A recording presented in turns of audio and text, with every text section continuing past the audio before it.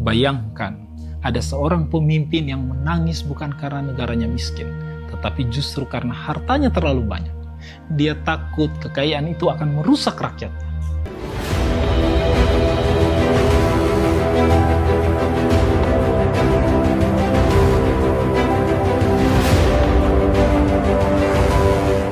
Pemimpin itu bukan tokoh fiksi. Dia adalah seorang khalifah besar dalam sejarah Islam, Umar bin Khattab. Di tangannya lahir sistem keuangan paling transparan, paling adil, dan paling manusiawi pada zamannya. Sebuah institusi yang kita kenal sebagai Baitul Mal. Lalu pertanyaannya, bagaimana Umar mengelola kekayaan negara yang begitu melimpah tanpa membuat rakyatnya rusak oleh harta? Hari ini kita akan menyelami kisah luar biasa itu.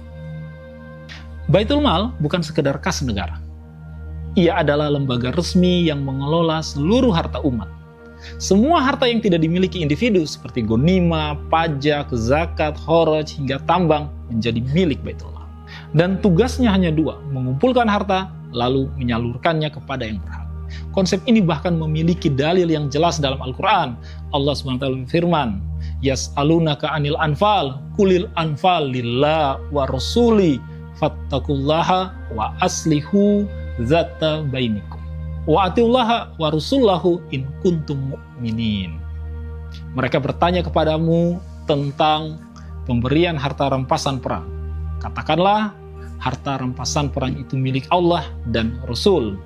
Maka bertakwalah kepada Allah dan perbaikilah hubungan di antara sesamamu, dan taatilah kepada Allah dan Rasulnya jika kamu orang-orang mukmin. Quran Surat Al-Anfal ayat 1. Ayat ini turun setelah Perang Badar, ketika para sahabat berselisih soal pembagian harta rampasan. Disinilah prinsip besar itu ditegakkan. Harta umat bukan milik individu, ia milik negara untuk kemaslahatan umat. Pada masa Nabi dan khalifah sebelumnya, seperti Abu Bakar, harta negara langsung dibagikan, tidak disimpan lama. Namun, ketika wilayah Islam meluas pada masa Umar, harta negara membludak.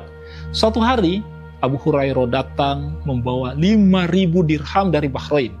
Umar sampai kaget. Ia berkata, apakah kamu sadar apa yang kamu katakan? Saat itu Umar menyadari sesuatu yang sangat penting. Negara tidak bisa lagi mengelola keuangan tanpa sistem administrasi. Maka lahirlah reformasi besar. Umar menciptakan pembukuan negara pertama dalam sejarah Islam. Semua pemasukan dicatat, semua pengeluaran didata, semua penerimaan bantuan didaftarkan. Ini adalah cikal bakal sistem anggaran negara modern. Yang paling revolusioner bukan hanya pengelolaannya, tapi cara Umar membagikan harta.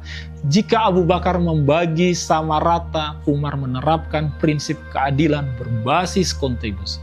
Ia berkata, tidaklah semua orang yang memerangi Rasulullah sama dengan orang yang berjuang bersamanya. Maka Umar membuat klasifikasi penerimaan bantuan. Yang pertama, yang paling dahulu masuk Islam.